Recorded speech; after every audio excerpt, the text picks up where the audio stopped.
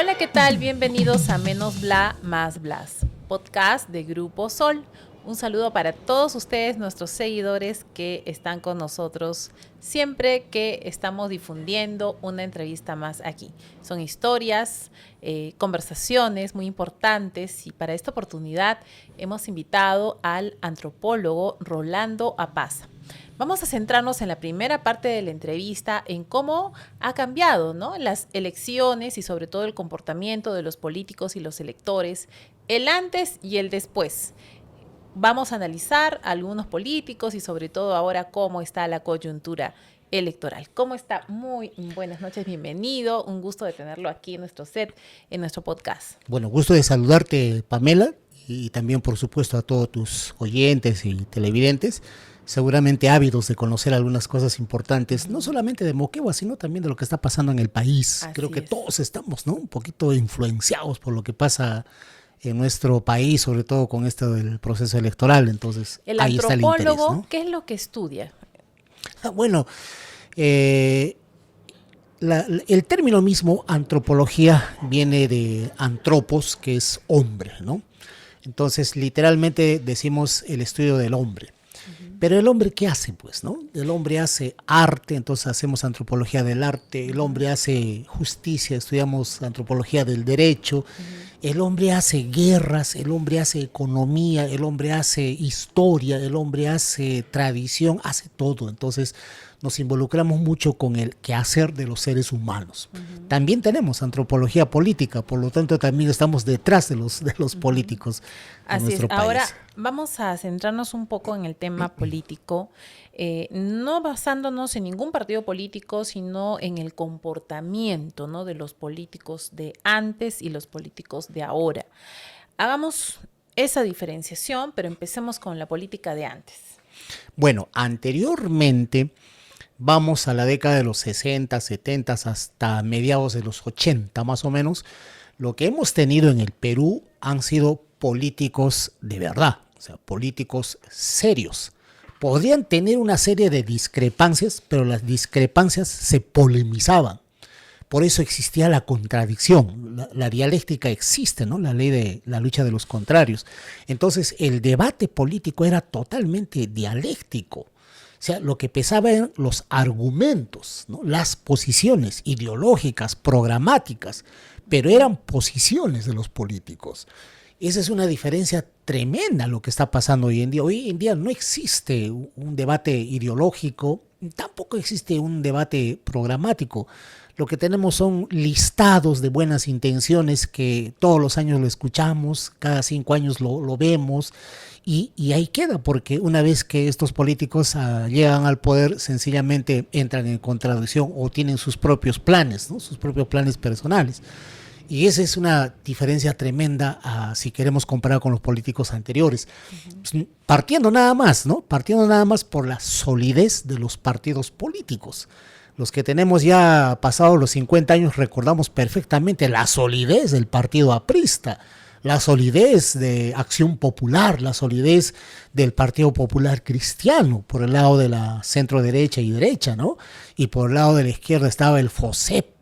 Era un partido que aglutinaba campesinos, estudiantes, y estaban los dirigentes como Hugo Blanco, por ejemplo, ¿no? Y de ahí nace, por ejemplo, también Díez Canseco. Entonces, eran políticos ideológicamente definidos. Y el programa uno lo podía reconocer rápidamente de quién era ese programa, si era de la derecha o si era de la izquierda. Entonces, hoy en día no tenemos eso. En esta campaña electoral no hemos visto en ningún momento un debate ideológico. No hay programas que diferencien a los dos sectores con claridad, ¿no es cierto? Lo que hay son buenas intenciones y lo que vemos con toda seguridad es una desnaturalización de la política. Estamos desnaturalizando la política. Hay El un tema conjunto de de la improvisados, inversión, ¿no?, también ha cambiado o siempre ha sido la misma inversión que se ha visto en anteriores campañas. Hemos visto campañas de cerca, por ejemplo, de personajes que tenían un plan, una propuesta seria, ¿no? O sea, por ejemplo, en elecciones municipales eso hemos podido ver de cerca. Personas que con mucho esfuerzo, ¿no?, habían detallado los planes para educación, para salud, para vías de comunicación, etcétera. Pero ¿qué sucede? De que la población misma ya no ve tampoco eso, ¿no? A la población hay que entregarle politos, hay que entregarle gorritas, ¿no? Hay que entregarle cualquier otro tipo de regalo. Y los políticos más avesados, yo uso ese término, empiezan a regalar tarros de leche Gloria, empiezan a regalar arroz, azúcar, cualquier comestible. De tal manera que uno va a conversar con las personas y le dice, mira, yo tengo una propuesta, ¿no?, para poder mejorar nuestro distrito, nuestra provincia. Y la gente pregunta, ¿y qué me has traído? ¿No? ¿Qué me has traído? ¿Cuál es tu regalo? Pero ¿no? te estoy trayendo una propuesta. No, pero el otro señor me ha traído leche, ¿no? El otro señor me ha traído un atún. ¿Tú qué me vas a dar, no? Entonces, miren a qué nivel hemos llegado, ¿no?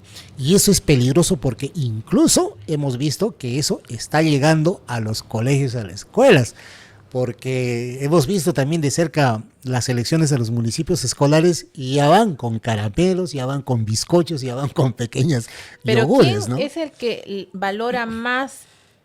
O sea, el regalo es valorado entonces por los electores y pesa al momento de una elección, y un elector podría cambiar incluso el rumbo, ¿no?, de una elección a partir de una campaña que entregue más, que regale más. Por supuesto, eso se ha comprobado en la época del fujimorismo. En las elecciones del 95, cuando intenta su reelección Alberto Fujimori y compite con Javier Pérez de Cuéllar, nosotros hemos sido testigos de eso, ¿no? Días antes de las elecciones se distribuyeron los víveres para los comedores populares en todo el Perú. Se pueden imaginar, ahí habían 2 millones de votos asegurados. Llegaron los víveres a los comedores y podíamos ver en las esquinas, ¿no?, las señoras trasladando sus sacos de arroz, todo a sus respectivos comedores. Y aseguraron la elección a favor de Fujimori, frente a un candidato pues de un nivel extraordinario como era en ese entonces Javier Pérez de Cuéllar. O sea, en el contexto internacional, como un personaje de talla internacional, un demócrata a carta cabal podía haber sido derrotado por un dictador, ¿no? Entonces sí funciona eso de regalar, de dar, ¿no?, cositas a la gente, y puede determinar cambios en las elecciones. Entonces, ¿en qué momento el elector cambió? ¿En qué momento el elector o la idiosincrasia, ¿no?, de la ciudadanía ha cambiado? ¿Qué influencias están habiendo en la sociedad? ¿Y por qué no se valora las propuestas serias que antes había de la antigua política? Bueno, crisis siempre hemos tenido, necesidades siempre ha habido, ¿no? En toda la época de la República de Perú siempre ha habido necesidad. Entonces, si solamente decimos de que el electorado puede cambiar de opinión por un regalo, no sería tan cierto, porque no ha habido esto, ¿no? O sea, en la época de Sánchez Cerro, Odría, Bustamante Rivero, no había eso, ¿no? Lo más que hemos encontrado ha sido en la época de Odría, que se atrevió, supongo que ha visto en otro país, ¿no? Pero eran unas avionetas que sobrevolaban Lima y botaban como volantes, y los volantes llegaban al suelo, y la gente recogía esos volantes, iba al local del partido a cambiar por el precio del volante. O sea, el volante era un billete grande. Era un canje. Sí, era un canje, 10 soles, 5 soles. Entonces iba al partido. ¿En qué gobierno? Para las elecciones de 1955 con Odría, Manuel Odría. Él gana así. Esa fue una estrategia para ganar. Así es, pero no se repartía víveres. Esa fue una estrategia que seguramente lo ha visto en otro lugar, probablemente en Europa, pero, ¿no? Y esa frase que el que invierte más, es decir, llega también para robar. Hoy día sí funciona hoy día, ¿no? En las elecciones, por ejemplo, de la Constituyente del 79, las elecciones generales de 1980, no hemos visto regalos. Bueno, ni siquiera habían polos, ni siquiera habían gorras, solamente habían los afiches que se pegaban en las paredes, en los postes. Eso era lo más que existía, ¿no? Bueno, las propagandas en radio, probablemente en televisión también, pero no había más, no había atún, no había eso, ¿no? Y entonces este cambio, esta transformación ocurre durante el gobierno de Fujimori. Yo creo que la mente de Montesinos es el que lo piensa y dice a la gente lo podemos cautivar con la necesidad de la alimentación, ¿no? Uh-huh. Por eso es que él mismo lo dice, ¿no? En uno de los videos lo dice, tenemos un voto cautivo, tenemos 2 millones de votos cautivos, solamente en comedores populares, solamente en eso, ¿no? Uh-huh. Entonces, la necesidad de la gente de comer, ¿no es cierto?, es bien capitalizado por este tipo de políticos. O sea, ya están jugando a otro nivel. O sea, para ellos ya no es la política. Pero ahora, ¿no?, se observa más esto en elecciones municipales y regionales. Hemos visto candidatos regalando zapallos, tomates, hemos visto regalando pescado, hemos visto regalando de todo. Entonces, y el elector no llega a preguntarse de dónde salen esos regalos. Es decir, un candidato que probablemente tenga muy buenas propuestas no es tan visible como el que regala. Entonces, ¿pero qué pasa ahí con la idiosincrasia del elector? ¿Qué está valorando más? Pero sí lo sabe.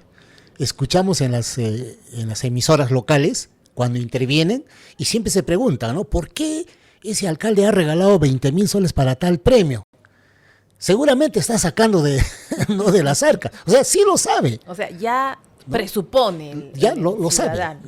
Lo sabe, que es conocido. Todos sabemos, ¿no? Todos los que de alguna manera hemos estado vinculados al sector público, sabemos que se maneja de diferentes formas y sale un presupuesto para premios, para padrinazgos, etcétera. Sale, ¿no?, del mismo sector público. Así es, lamentablemente esa es una realidad, ¿no?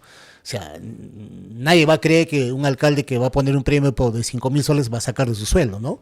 Entonces, tiene el poder a la mano, ¿cierto? Tiene funcionarios a su cargo y al funcionario sencillamente se le dice, ¿no?, ¿puedes o no puedes? Y el funcionario tiene que decir, sí puedo, ¿no? Y sale y empiezan a... Si no, cambian el equipo. Claro, detrás de ti hay mucha gente que está formando cola, eso es lo que suelen decir, ¿no? Uh-huh. Entonces, esa es una distorsión de la política, ¿no? Uh-huh. Ahora, vamos ahí llegando a una primera parte, ¿no? Hemos evaluado un poco qué es lo que pasó con los anteriores políticos y ahora el comportamiento del político, cómo debe de ser, ¿no?, para estas circunstancias, para estos momentos, sobre todo en las zonas donde hay mucha riqueza, en Moquegua, ¿no?, que tanta, o sea, hay riqueza por parte de la minería y eso se traduce en canon minero y ese canon minero llega para supuestamente generar desarrollo en los pueblos. Bueno, es atractivo, ¿no? Casos como Moquegua, Ancash, ¿cierto? Es muy atractivo para los políticos porque saben que pueden invertir y pueden ganar mucho. O sea, no van pues porque realmente quieren servir a la población, porque realmente tienen un programa, ¿no? Y la prueba está de que las zonas con mayor canon minero deberían estar liderando el desarrollo a nivel nacional, ¿no? Moquegua debería ser una potencia a nivel nacional, pero acá no hay fábricas, no hay industrias, no hay nada de eso, ¿no? Entonces, ¿dónde está Yanacocha? Debería ser un paraíso la zona donde está Yanacocha. No, absolutamente nada, ¿no? Donde están las bambas, ¿qué han hecho la minería con tanto canon minero, ¿no? Incluso han trastocado las tradiciones culturales de la población. O sea, usted va a las bambas, por ejemplo, ¿no? Usted va a Fuerabamba, y en Fuerabamba usted va a ver, lamentablemente, ¿no?, o sea, hay que reconocer también, campesinos manejando una camioneta 4x4. No, lamentablemente, diríamos... ¿no? Con su ojota. Es decir, pero ya son exitosos, o sea, ya están logrando salir de la pobreza, ¿no? ¿O no? Entre comillas, porque luego pasan también fiestas tremendas, ¿no? Y el dinero se va a ir, se va. ¿no? Se va en eso. No los orientan para que puedan invertir en una actividad productiva, por ejemplo, ¿no? Ahora, trastocando la cultura, o ya, vámonos ahora al tema de estos cambios que están habiendo por la tecnología, la revolución tecnológica. Tenemos TikTok, tenemos ahora los podcasts, tenemos el internet que cada segundo, ¿no?, nos alimenta con información. En esta región de Moquegua hacíamos un análisis de que se está perdiendo un poco la identidad, ¿no?, de nuestras costumbres, nuestras leyendas, nuestra iconografía, nuestra historia misma, ¿no?, que ya prácticamente poco se habla. O últimamente Moquegua está convirtiéndose en una zona de diversión donde cada fecha es sinónimo de traer artistas, ¿no? De repente que puedan alegrar, ¿no? Al pueblo. Pero si nos ponemos a pensar, Puno, o en estos casos a veces Cusco u otras regiones, están valorando su cultura, ¿no? Están fortaleciendo e invirtiendo más en su cultura. ¿Cómo analiza a Moquegua? Primero, las sociedades no son estáticas, ¿no? La cultura misma no es estática, es dinámica, siempre está cambiando. Pero a veces esos cambios se aceleran. Un ejemplo, San Cristóbal, las zonas de Carumas, Cuchumbaya, San Cristóbal. En esas zonas el mes de julio era una fiesta comunal, era el relimpio de acequias, es toda una institución ancestral, ¿no? Eso viene desde las culturas precolombinas. Entonces el relimpio de acequias unificaba a la población, a la comunidad, en torno a una acequia que kilómetros y kilómetros había que limpiarlo para que llegue el agua. Y había trabajo comunal. Y todos tenían que ir a la faena y estaban repartidas las comisiones, ¿no? Y esas costumbres vienen de la época de los incas, así es, desde esas fechas venían. Entonces, habían comisiones para la comida, habían comisiones para los trabajos, habían comisiones para poder, para los músicos, ¿no? Y entonces, ahí es, a ese relimpio de acequias estaba asociado, por ejemplo, esa manifestación cultural de los pules. O sea, los pules no existen en otro contexto más que en el relimpio de acequias. Esa era su existencia de los pules, ¿no? Entonces, con la tecnología, toda esa acequia se ha entubado.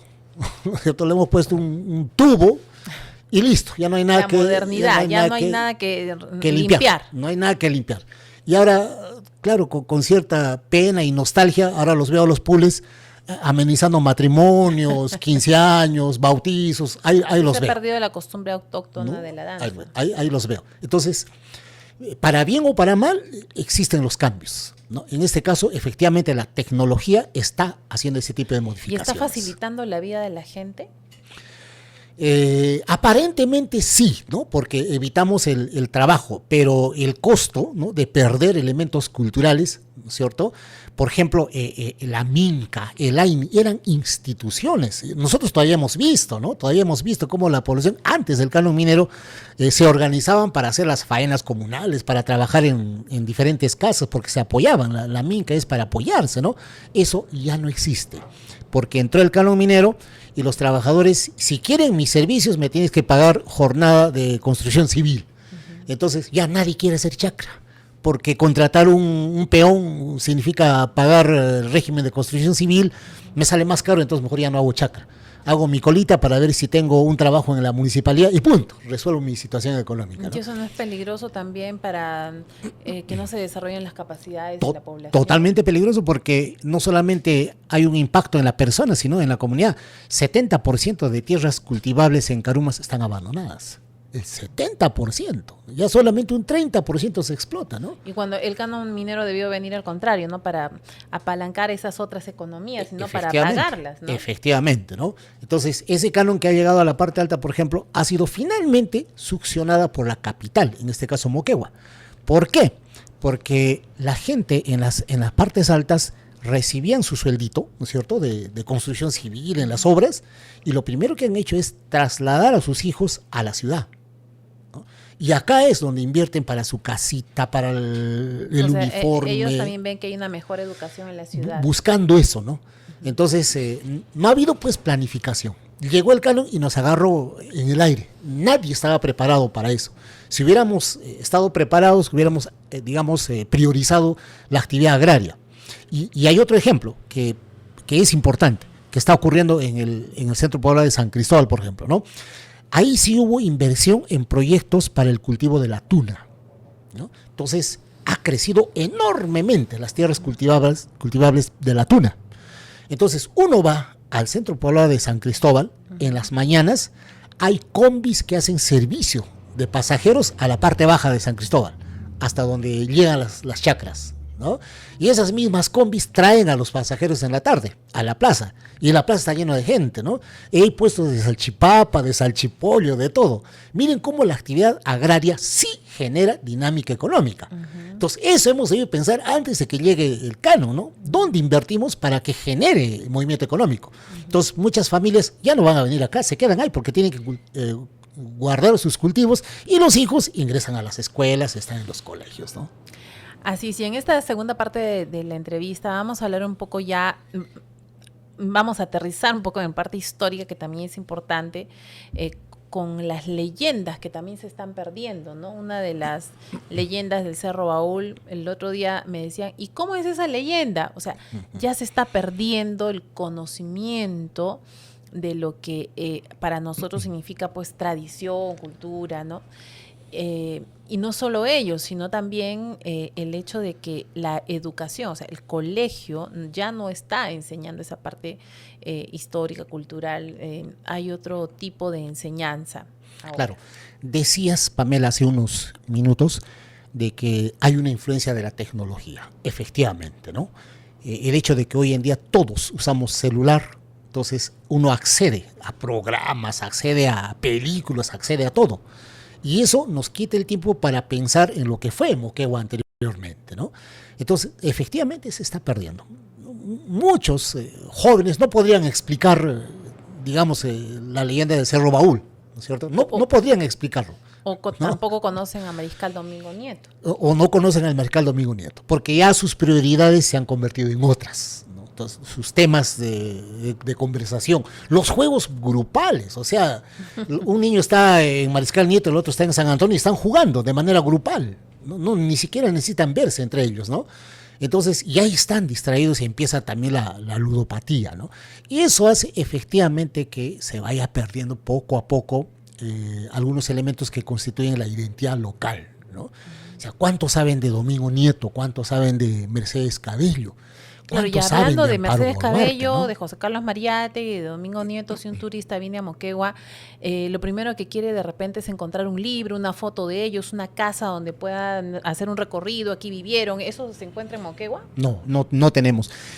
Hay algunas iniciativas, pero están muy escondidas. Incipientes. Por ejemplo, en pañales todavía. Sí, es loable. Por ejemplo, el único esfuerzo que estoy viendo hasta este momento, ¿no? En Moquegua, del profesor Luis Álvarez, que él sí ha editado los cuentos del profesor Arpasi, ¿no es cierto? ¿Cómo habrá hecho? ¿Cuánto le habrá costado? Porque nadie le ha financiado, ¿no? Y los cuentos del Fogón, que es obra suya, él mismo, porque parte de su infancia había crecido en un anexo. Y en esos tiempos, cuando no existía la luz eléctrica, entonces la gente se reunía en la casita alrededor de un fogón. ¿No? Terminaban de cenar y empezaban a contar las historias. Creo que todos, ¿no? los que recordamos a nuestros abuelos, bisabuelos, era ese momento del conversar en las tardes, ¿no? Así es. De repente de tomarnos un mate, un té y poder conversar. Pero yo quisiera que el tiempo es corto en un podcast. Me preocupa un poco el hecho de que los turistas cuando llegan acá preguntan ¿y dónde puedo hacer el recorrido? ¿No? ¿Dónde vivió tal personaje, Mercedes Cabello? ¿Dónde puedo comprar sus libros? ¿Dónde puedo quizás tener una galería de fotos de ella? O por lo menos, ¿no? Una calle que signifique todo lo que es Mercedes Cabello. ¿Qué pasa, no? O sea, ¿qué le hace falta al moqueguano para que tenga esas ganas de revalorar su cultura? Es un tema de autoridades. Nuestras autoridades están preocupados por su imagen, o sea, el ego los consume. Quieren estar desesperadamente en una foto inaugurando algo y que aparezca su placa. Y se atreven a decir, yo estoy haciendo eso. Ese no es su dinero, ¿no? Es el dinero del Estado, es el dinero de todos los peruanos. Deberían hacer lo que hizo Belaúnde Terry en su primer gobierno. Una plaquita donde decía, el pueblo lo hizo y punto. No hay que, siendo alcalde tal, siendo regidores tal, siendo el residente tal, ¿eso qué? O sea, si fuera su dinero, con todo gusto, ¿no? Hay que hacer un monumento a esa persona, ¿no? Pero no, eso está pasando. Entonces, lo que vemos es todo obras de infraestructura, ¿no? Lo que hace años decimos, ¿no? Fierro, cemento, piedras, ladrillo. Eso es, porque eso se ve. Lamentablemente, pues, un trabajo de cultura, un trabajo ¿no? De identidad cultural, un trabajo educativo. No se ve ese rato, no hay dónde poner una placa, ¿no? Y los alcaldes piensan que porque hacen el concurso de dibujo y pintura o porque hacen un corso, ya está, listo, ya está la cultura.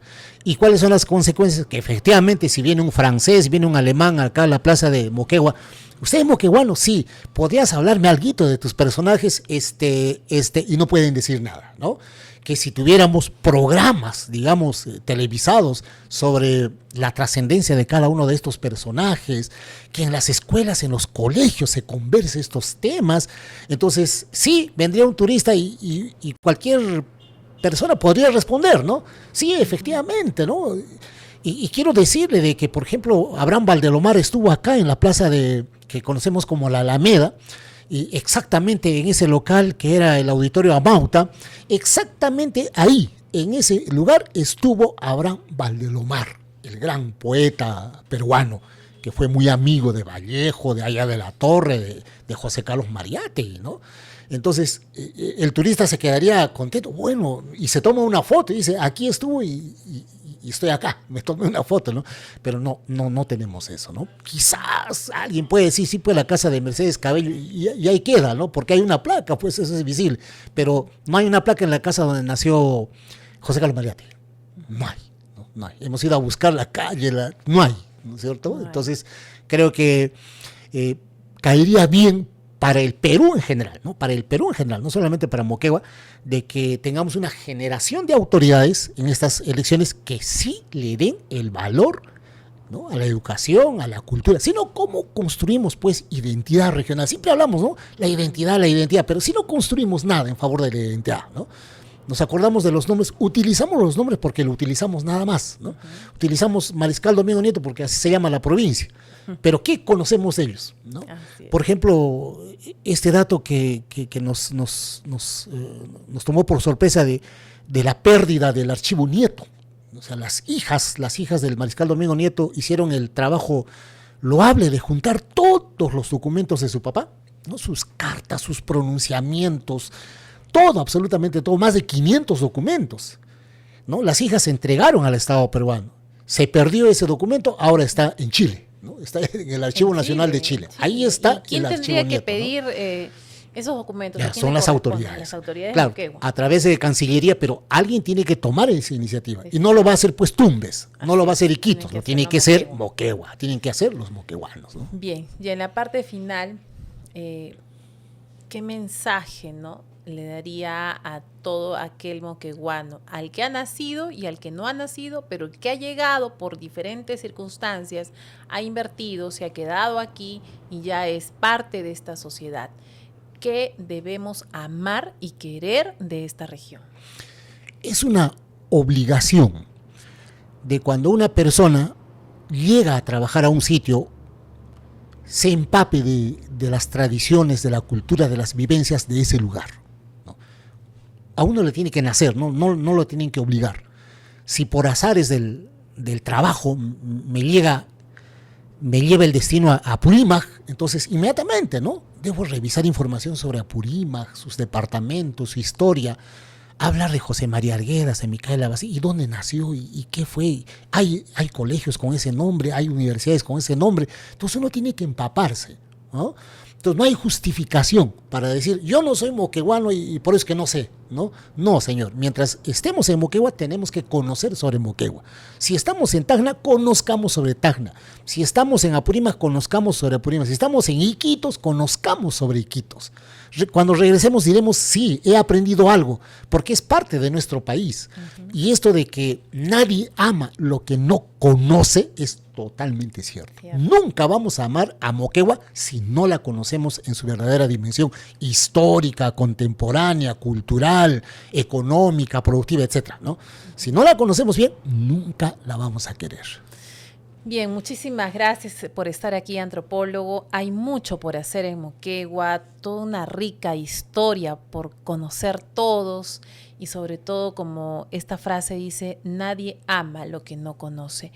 Creo que es una gran oportunidad para incentivar, ¿no?, que esta identidad no se pierda y se fortalezca ahora más que nunca. que no nos detenga el tema de la revolución tecnológica, al contrario, que esta digitalización nos ayude para llegar a más gente y que sepan dónde estamos ubicados, quién es Moquegua, quiénes son sus personajes, por qué tenemos que valorar también a esos personajes y todo lo que Moquegua le dio al Perú, ¿no? En las diferentes guerras, batallas.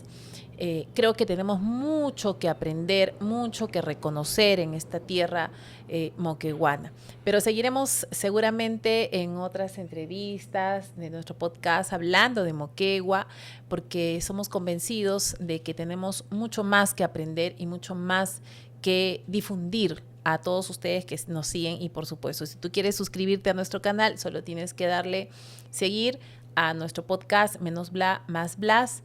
Y también nos puedes escribir y puedes comentar también sobre qué te pareció este tema. Muchísimas gracias, antropólogo. Estaremos más adelante con usted y seguramente tratando otros temas. No, muchas gracias a ti, Pamela, y con todo gusto en una próxima seguimos hablando sobre Moquegua.